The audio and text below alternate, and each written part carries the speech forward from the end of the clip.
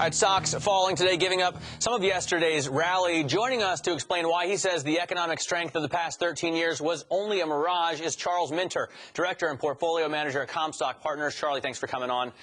Let's first start by talking actually about the markets, because some viewers have already written in asking how dare we talk about the S&P possibly falling to 300. It's quite a dramatic call, and you're not saying that's going to happen. You're just saying you wouldn't be surprised if it does happen. The reason, of course, is the earnings outlook. What do you see going on here? Right. Well, we monitor the earnings virtually every few weeks. We check in with the S&P, and we see what the earnings estimates have been throughout the entire year of 2008. Let's take a look, by the way, at 2008. We have 2008 earnings. Let's look at the operating earnings versus reported earnings. Here you go. Coming down reported to 27.69, it looks like.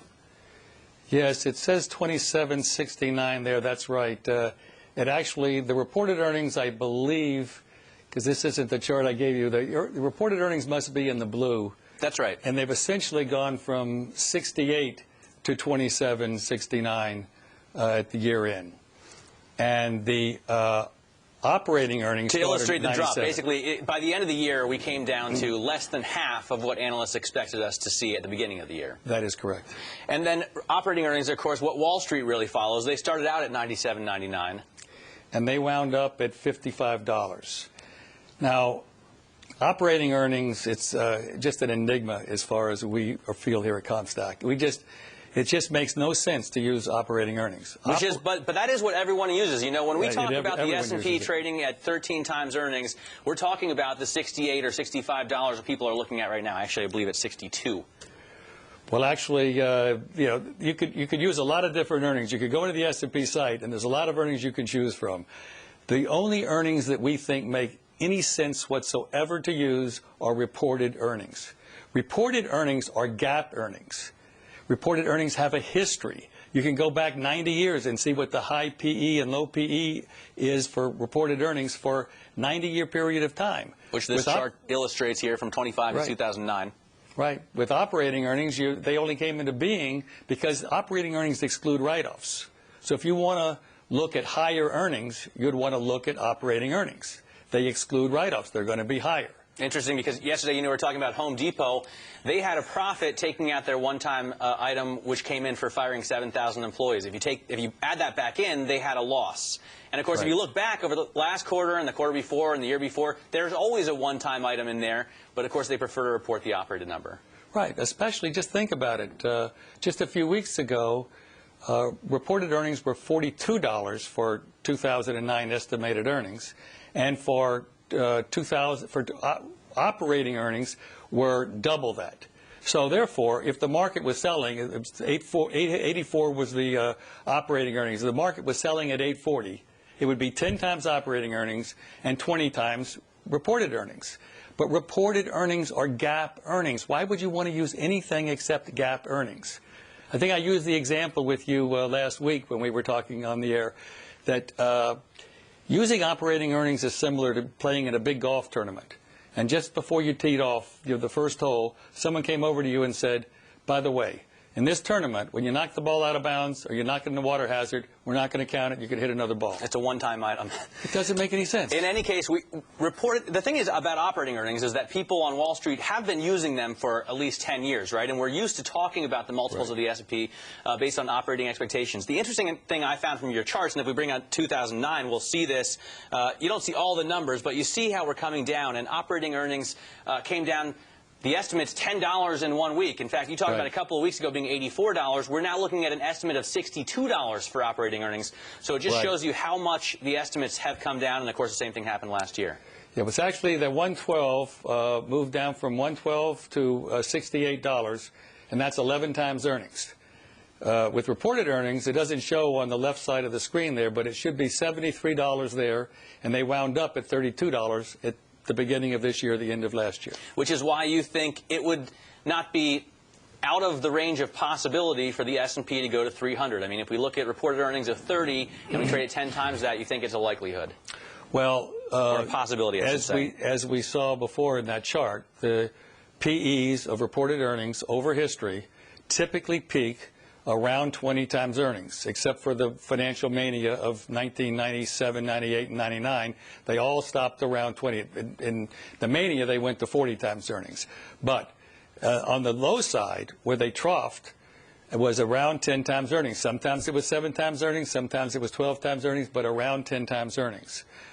We at Comstock are trying to give the bulls the benefit of the doubt. So rather than put a trough PE on trough earnings, we're using trendline earnings. And trendline earnings are around $60. So we're saying the best case we can make, the best bull case we can make is for the S&P to stop around 600. We hope that it does. I hope it doesn't even go down to 600, but I hope we're wrong. I hope there's something I'm missing. I really do. I want to get down to the reason behind the fact that the economy is doing so poorly, or rather, an interesting thing when you look at total credit market debt outstanding, why aren't we doing better? Why aren't we growing GDP at a faster rate when we borrow or lend, borrow I guess is a better term, so much money? Well, really, that's not what you want. I mean, you don't want a sound economy is not built on debt. A sound economy is built upon working, earning money, saving the money, and investing it.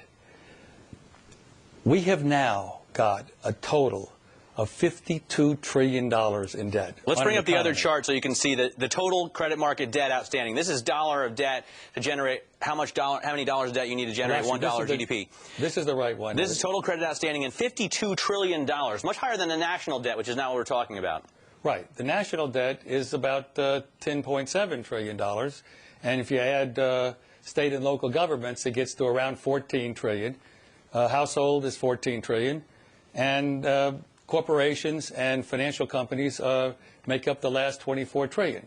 But $52 trillion on a GDP of $14.5 trillion. And you'd think that I would think that when you borrow this much money, GDP is going to grow at around the same pace because you're starting businesses, you're buying goods, you're transporting things. And if you look at the other chart that we had up first, total credit market, well, dollars of debt needed to tolerate $1 of GDP. You can see that we've been falling sort of off a cliff. The chart goes the other way, but it's the idea. The chart essentially looks like this. It took us $1.50 to generate $1 of GDP, $1.50 of debt to generate $1 of GDP all through the 60s and 70s. Then Reagan came in, Star Wars, built up the military. It jumped up to $2.50 of debt to generate $1 of GDP. Then the bubble came, the financial mania, and then it took off to $3.50 of debt to generate $1 of GDP. This is not sustainable. And another one, Ned Davis did something even better in analyzing this. He took the incremental debt and incremental GDP each decade. If you do it that way, which I actually like that way better than the way we've done it, it was $5.40 of debt to generate $1 of GDP. Charlie, let me just ask you, because we only have a minute left. I don't want to go to talk about home prices, but I want to ask, what can be done to fix this? I mean, the Obama administration is throwing out everything they can figure. What do you think can be done to fix it? Well, to be honest with you, I really don't think you can do very much. I think housing prices are going to have to get down to a level that are affordable to most people. And that's at 2.7 times family median income. It's 3.45 times now. Now, maybe he can do some things and slow it down, but I think the government intervention will probably just postpone things. It's still going to go to 2.7 times family median income, or maybe lower because of the pendulum swings. All right, Charlie, thanks so much for joining us. Charlie Minter from Comstock. We both hope that you're wrong as far as the stock market prediction.